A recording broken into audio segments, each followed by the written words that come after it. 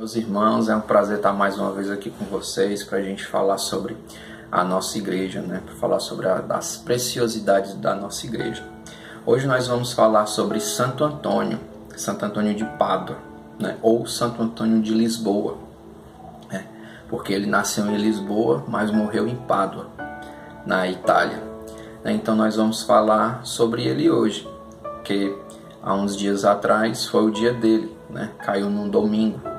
E quando geralmente um dia de um santo muito especial cai no domingo, às vezes pode ser que fique um pouco esquecido, né? Porque domingo é domingo, né? Mas nós vamos lembrar dele hoje, né? Da importância dele, que ele teve na história da nossa igreja. Então, Santo Antônio de Pádua, ele nasceu em 1231, né? Lá em Lisboa, em Portugal, no dia 15 de agosto de 1195, e ele morreu em 1231, só que ele vai vir morrer em Pádua, né, depois de conhecer São Francisco, né, e esse encontro desses dois santos é histórico, porque é pela providência de Deus que eles se encontram, né? Então a gente vai ver isso aí mais na frente. Ele é da família de Bulhões, né, que é uma família aí bem histórica, né, uma família de guerreiros, uma família de sacerdotes e uma família de fazendeiros também, que fez história em Portugal, né? E esse nome Antônio ele vem adotar depois que ele se torna monge, né? Até então ele se chamava Fernando, né? E ele decidiu isso depois de que uma voz ressoou na cabeça dele que diz assim: Fernando, se queres ser perfeito, vem e segue-me. Então, aos 17 anos, ele entrou para os cônegos regulares de Santo Agostinho e foi estudar com seu tio, que também era frei, Fernando também, né, que era clérigo regular da ordem de Santo Agostinho, né, e ingressou para o noviço no mosteiro de São Vicente de Fora, onde iniciou sua formação religiosa, né? Então, ele disse assim para a mãe dele, né, que o ímpeto ali de dedicar a vida inteiramente a Cristo era muito grande, né? Então ele disse assim, ó: desculpe, mãe, sei perfeitamente o que faço. Não nasci para a vida do mundo. Quero dedicar-me inteiramente ao serviço de Deus. Não insistam mais comigo. Sei que ninguém poderá compreender minhas aspirações. Quero viver somente para Deus. Então ele estava convicto, né? Então, depois disso aí, né, porque tem uma história também que esse mosteiro em que ele estava era muito perto da casa dele, né? Então muita gente ia visitar ele, muitos amigos, os familiares, e estava atrapalhando ele, né? Ele dizia isso nos seus contos, nas suas histórias, que estava atrapalhando ele, porque ele queria, como era um mosteiro agostiniano, então tinha que trabalhar e estudar, trabalhar, orar e estudar, trabalhar, orar e estudar, né? Que Santo Agostinho, o carisma da ordem de Santo Agostinho também tem essa questão do estudo, né? Muito estudo. Santo Agostinho é um santo doutor, né? Ali, na minha opinião, um dos homens mais inteligentes do mundo, né? Então ele foi para o mosteiro de Santa Cruz, um pouco mais longe, né? Em Coimbra, que é na Espanha, na ordem dos cônegos de Santo Agostinho também, e lá ele pôde estudar filosofia e teologia, até ser ordenado sacerdote. Uma curiosidade aqui, né, a formação de um padre, para quem não sabe, pode ser que demore por volta de uns 10 anos, né? Então, e o interessante é que primeiro ele estuda filosofia, para depois ele estudar teologia. Era para ser ao contrário, né? Então ele primeiro estuda filosofia para depois estudar teologia, porque com a filosofia vai ajudar ele a pensar, a ter o senso crítico, a refletir as coisas de Deus, né? Porque como é que eu explico a Trindade Santa, né? É inexplicável, mas com a filosofia, com os termos que a filosofia dá para a gente ali conseguir entender mais um pouco, né, do que é a Trindade, do que é a transubstanciação, do que é na categoria ali do sacerdote na Santa Missa, o em persona Christi, né, a pessoa de Cristo ali, dá pra gente entender algumas coisinhas aí complicadas, né? A filosofia ajuda a abrir essas portas, ajuda a abrir a mente, né? Claro que muitos, infelizmente, se tornam ateus, né? Mas é porque muitos ali não buscam a verdade com sinceridade. Porque se a verdade for buscada com sinceridade, o Espírito Santo ajuda, com certeza, né?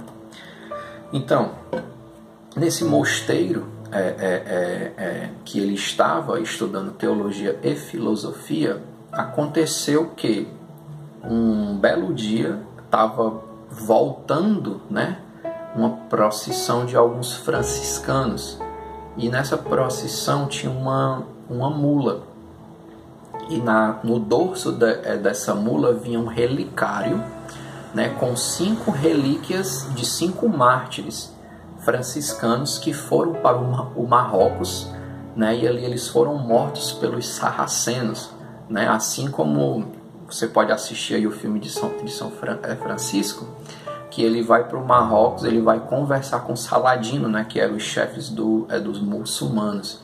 Então, esses 5 monges franciscanos, esses 5 freis, eles morrem, vão pregar o evangelho lá para os sarracenos e acabam sendo mortos. Então, os franciscanos trazem as relíquias dele, né?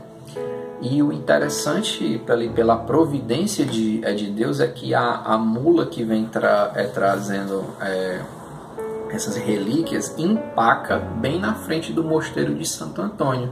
Lembrando que o mosteiro de Santo Antônio é um mosteiro agostiniano, né? Então eles iam passar direto, né? A mula ali empacou, não quis andar, e os monges agostinianos, né, abriram ali as portas para que os franciscanos entrassem ali para comer alguma coisa ou para descansar, enquanto a mula não desempacava, né? Então foi só as portas se abrirem e os monges franciscanos entrarem que a mula desempacou e entrou junto. E Santo Antônio viu isso aí como um sinal, né? Então eu vou só ler aqui o texto para vocês de Santo Antônio. Ele diz assim, ó: não seria difícil tornar-me um mártir, bastaria partir para Marrocos, porque ele sabia que se ele fosse para lá era morte certa. E ele, na humanidade dele, preste atenção, na humanidade dele ele queria ser mártir, né? Então, lá os sarracenos infiéis detestam os cristãos e não conhecem a palavra divina. Eu poderia tentar convertê-los, mas ele sabia que essa conversão muito provavelmente iria ser morte certa, e ele tinha esse desejo nele de martírio, né?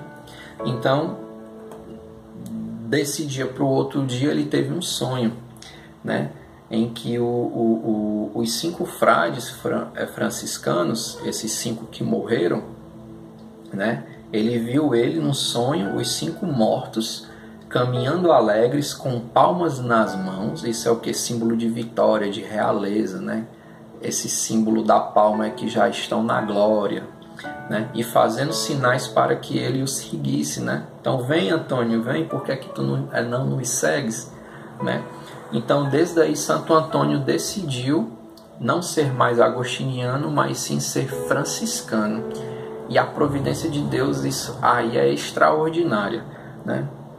Então Santo Antônio entrou para os franciscanos com o nome de Antônio. Então nessa transição de monge agostiniano para monge franciscano, ele muda o nome dele para Antônio, em 1220, né? Autorizado, ele não foi por conta própria, por desobediência, ele foi autorizado pelo superior dele, né? Partiu em busca do martírio em Marrocos. Então ele foi para Marrocos, né?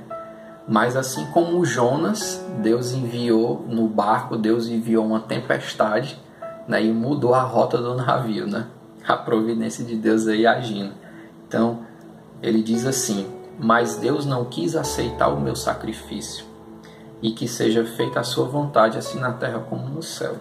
Então aconteceu que o navio que Santo Antônio estava, teve uma tempestade, e a tempestade mudou a rota do navio. O navio bateu em umas pedras, eles naufragaram ali, e naufragaram aonde? Na Itália, na costa da Itália. Olha só. O navio foi parar em Messina, na Itália.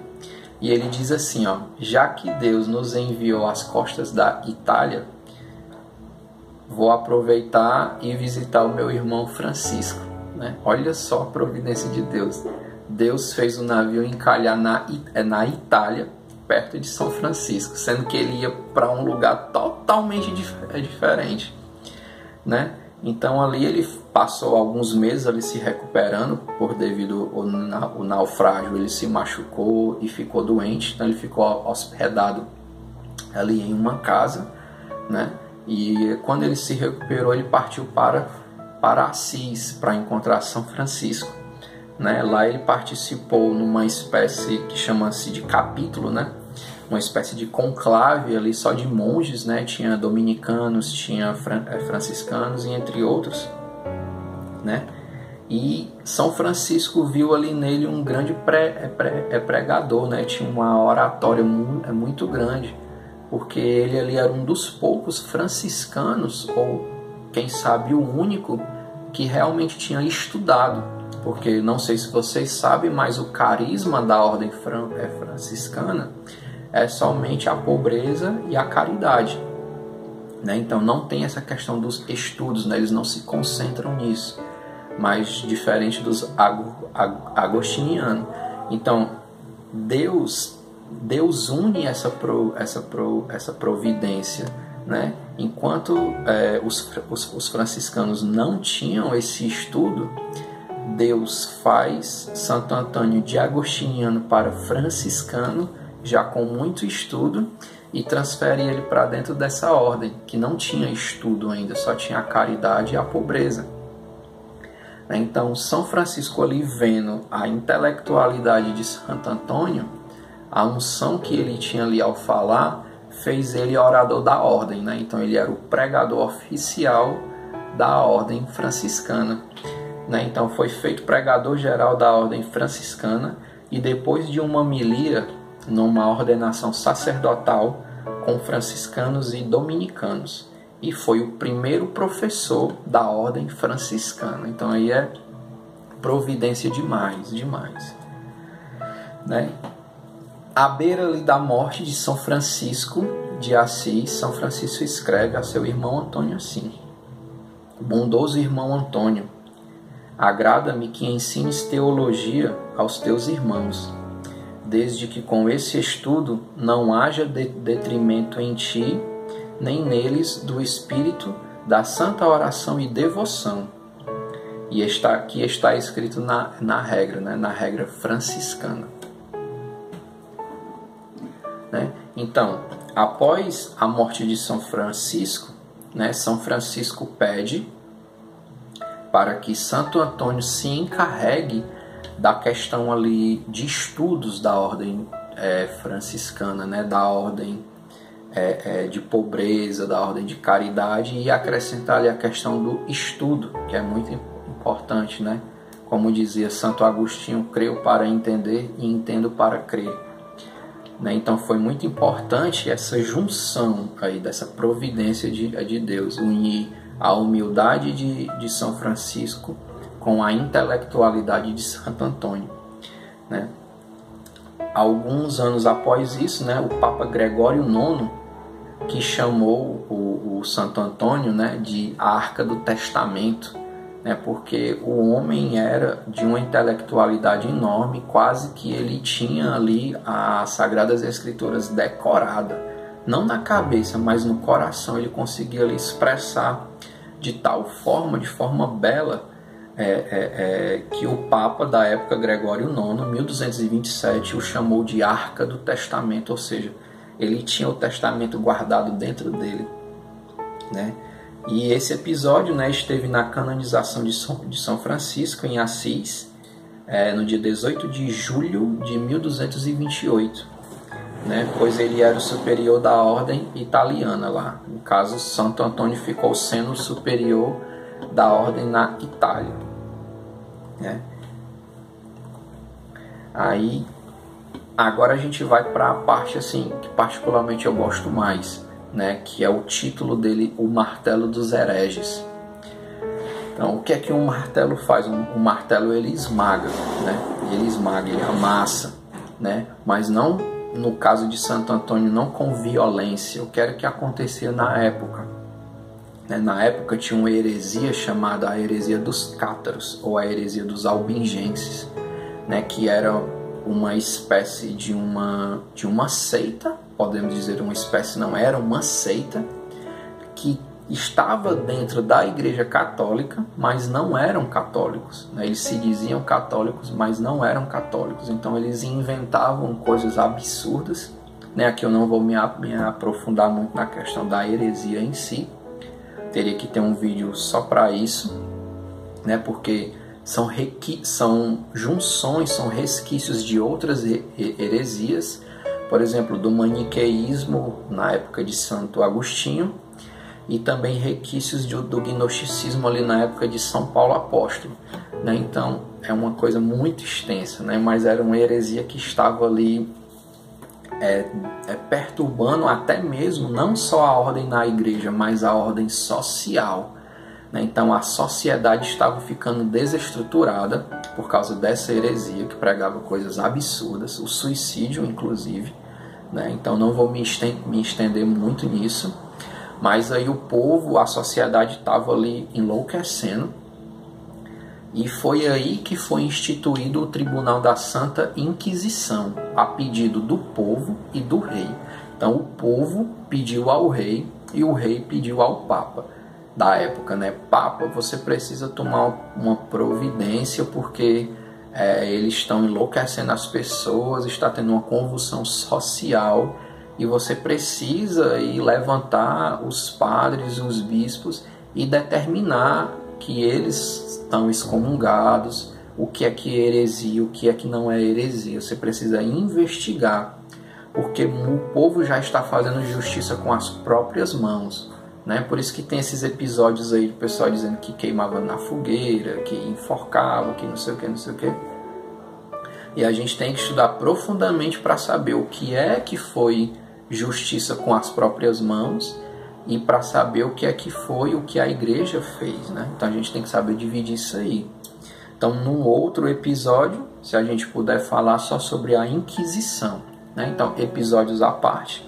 Então Santo Antônio, ele debatia com essas pessoas, né? No argumento, não era na violência. Então ele pegava ali um herege cátaro, que se dizia estudioso, e eles marcavam um encontro em praça pública. Então tal dia, tal hora a gente vai se encontrar ali na praça, no meio da multidão, e a gente vai debater. Não é que nem hoje que o pessoal se esconde atrás de um celular ou de um computador, né? Para ficar soltando as suas ideias, né? Na maioria das vezes ideias bobas, né? Só veneno de serpente. Né? Então ele debatia ali em praça pública, né, contra esses cátaros, e a honestidade da época, apesar das heresias, era grande, né? Quando o herege ele percebia que ele perdeu os argumentos ali, que ele perdeu o debate, ele se convertia, né? Hoje não, hoje as pessoas não estão nem aí para a verdade, né?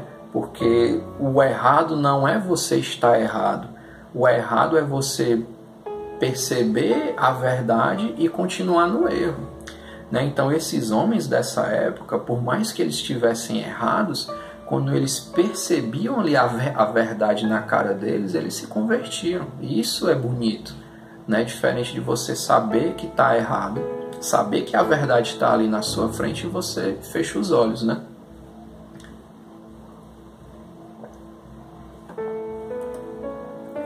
Então, mais na frente ele participou do Sínodo de Bourges em 1225, com 6 arcebispos e 100 bispos, né? Então apenas um frade ali, franciscano ali, com roupas sujas e maltrapilhas, né? Ele participou ali de um sínodo no meio de 6 arcebispos e 100 bispos, né? Então o cara, né, nosso querido Santo Antônio de Pádua, tinha uma intelectualidade imensa, né? Ele ficava muitas horas no confessionário, ele comparava a confissão com o relato daquele leproso que prostrou-se diante de Jesus e disse: se quiseres, pode me curar. Né? E ele diz assim, ó, quem revela uma confissão peca de modo ainda pior do que o traidor Judas. Então olha só, né? É tanto que no Código de Direito Canônico da nossa igreja, se um padre ele contar a confissão de alguém, né, se ele disser nome, ó, fulano de tal confessou isso, esse padre está excomungado automaticamente. Não confunda com, numa homilia, o padre dizer assim, ó, uma pessoa veio se confessar e disse isso sobre o seu pecado, mas ele conta o pecado da pessoa, mas não revela quem é a pessoa. Aí tudo bem, não é pecado. Mas se ele disser quem é e disser qual é o pecado, aí ele está excomungado automaticamente. Isso é gravíssimo, né? Então, ele fez uma pregação aos cardeais com São Gregório IX. Isso aqui é interessantíssimo. Olha só, ele fez uma pregação aos cardeais com Gregório IX, o Papa. E lá, nesses cardeais que vinham da Europa toda, tinha gregos, latinos, eslavos, francos, ingleses e tinham outros. E o interessante é que ele pregou para todos eles e todos eles compreenderam na sua língua materna, na língua da onde eles vinham. Isso a gente lembra de quê? Lembra lá de Atos dos Apóstolos, né? Na descida do Espírito Santo, aonde tinha povos lá de todo canto e eles diziam, esses caras aí tão bêbados, estão falando aí, eles não são galileus? Né? Eles não são galileus, como é que a gente está entendendo eles na nossa língua, sendo que tinha povos ali de vários cantos? Né? Então a ação aí do Espírito Santo, né, no homem. Aí é tanto que os bispos lá diziam, esse aí não é espanhol não? Como é que a gente está entendendo ele na nossa língua, né? Tinha latinos, gregos, francos, ingleses, eslavos, né? Tinha gente de todo tipo e eles entendiam como é que a gente está entendendo esse homem se ele está falando espanhol. Né? Então aí só o Espírito Santo consegue, né, fazer isso e explica, né?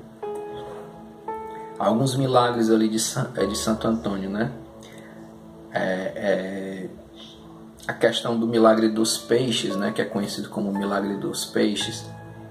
Certa feita, né? Santo Antônio vai lá pregar para esses cátaros, mas esses cátaros dão as costas, não querem ouvir os argumentos de Santo Antônio e tudo. Aí Santo Antônio tá certo. Aí Santo Antônio foi orar. E o Espírito Santo falou com ele, ó, se vira, vai para a beira do mar, nessa cidade. Era um entroncamento, né, entre o mar e o rio, né, ó, vai pregar para os peixes, né? E ele foi, ele não questionou. E ele começou a pregar lá para os peixes de frente para o mar, né? Primeiramente de frente para o mar e o rio ali, e os cátaros atrás, né? E ele começou a pregar ali para os peixes, dizendo: louvai a Deus como Ele é bom, porque vós se torna comida, vocês alimentaram Cristo, né? Cristo multiplicou os pães e os peixes e Ele deu graças a Deus pela criação, pela natureza e tudo mais, e viu que ali, porque assim, para os cátaros, tudo que era matéria era ruim e tudo o que era espiritual era bom, sendo que Cristo se fez carne, Cristo que era espírito, se fez carne e habitou entre nós. Então como que a matéria é totalmente má? Então ele queria convencer isso aí. E de repente os peixes, tanto peixes de água salgada como de água doce, começaram a ficar perto de Francisco, ou de Francisco não, de Santo Antônio, começaram a colocar a cabeça para fora d'água para ouvir Santo Antônio. E o relato conta que os peixes ficavam em ordem, né, do menor para o maior. Tanto peixes de água salgada como peixes de água doce. Começaram a ouvi-lo ali, a pregar o evangelho, né? E essa ordem dos peixes mostra muito bem a questão da hierarquia, né? Então tinha um peixinho pequeno na frente e os peixes grandes atrás. né? Então mostra essa hierarquia que tanto tem no céu como tem na igreja, né? A hierarquia do menor para o maior. E os cátaros atrás, vendo isso aí, se prostraram no chão e se converteram, né? Aí tem a questão lá do envenenamento, né? Que os cátaros também envenenaram a bebida, ou foi a comida de Santo Antônio. E ele comeu e bebeu e não aconteceu nada, né? Aí a gente lembra lá daquela passagem de São Paulo, que serás picado por serpentes, né? E não morrerão, né? Aí, lá nos peixes, ele diz, é mais ou menos assim, ó: irmãos peixes, do mesmo jeito que São Francisco falava, né?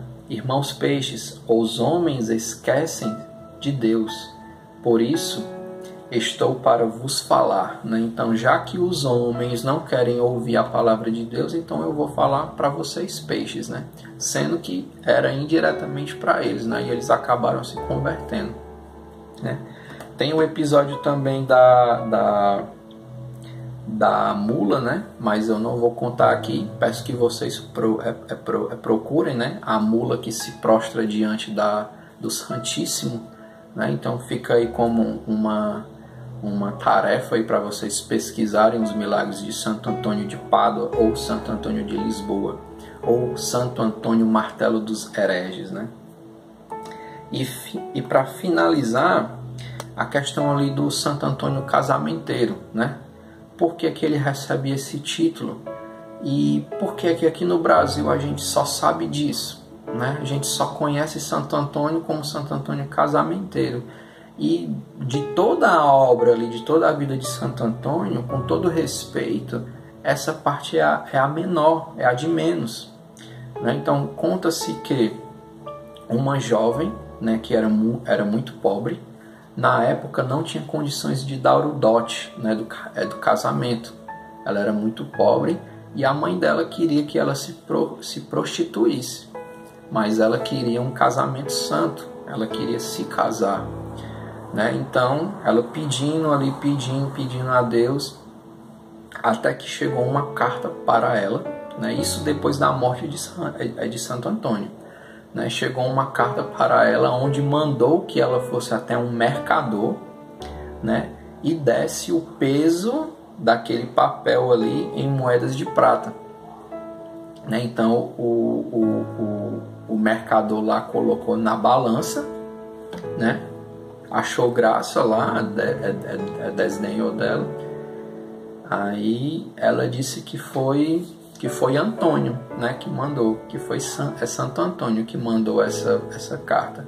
Então o mercador ali ficou meio pasmo, né? Aí colocou na balança, aí foi colocando lá as peças de prata e o papel equilibrando, né? Ficava do mesmo peso o papel da carta, até que chegou numa quantia X ali que dava para ser do dote dela. E nisso o mercador se lembrou que anos atrás ele havia feito uma promessa em que ele ia doar uma quantidade X, né, em nome de Santo Antônio, porque ele também tinha alcançado uma graça. E uniu uma coisa com a outra, né? Então a moça recebeu as moedas, pôde pagar o dote e se casar, né? Então aí começa nisso aí a história do Santo Antônio, casamenteiro. Mas Santo Antônio não é só isso, né? Como ele também é doutor da igreja. Então, nos 2000 anos que a nossa igreja tem 33 doutores, são 30 homens e 3 mulheres. Então esse título de santo doutor não é qualquer um, né? Então nesse meio aí dos santos doutores está Santo Agostinho, está Santa Teresa, está São Tomás.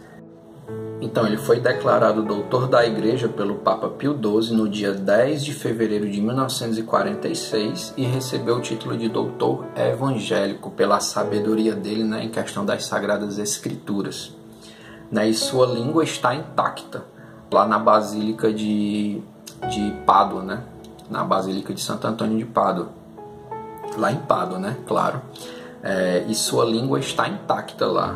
O corpo foi exumado em 1263, né? E a língua, ali que é a expressão da oratória dele, da unção dele, né? Por falar, por pregar tão bem, está intacta até hoje e está salivando, né? Como se ainda estivesse viva, né? Então essa questão aí de Santo Antônio casamenteiro, aqui no Brasil, não sei se em outros países tem, mas aqui no Brasil é uma coisa muito supersticiosa. Mas não por culpa da igreja, mas por culpa das pessoas mesmo. Essa história de colocar Santo Antônio de cabeça para baixo, dentro d'água, para afogar ele, não sei, para conseguir um namorado, um marido, né? Então, você pode pedir sim Santo Antônio, você pode fazer a novena de Santo Antônio, pedir a intercessão de Santo Antônio para arrumar um namorado, ou um marido, uma esposa, desde que seja para a honra e glória do Senhor e não para satisfazer as suas vontades carnais, né? O seu ego, a sua carência, mas que seja para a glória de Deus. Se for para um namoro santo e um casamento santo, Santo Antônio vai conceder. Mas se não for, pode esquecer, pode fazer, me desculpe, pode fazer a macumba que for, mas você não vai conseguir. Amém? Santo Antônio, martelo dos hereges, rogai por nós.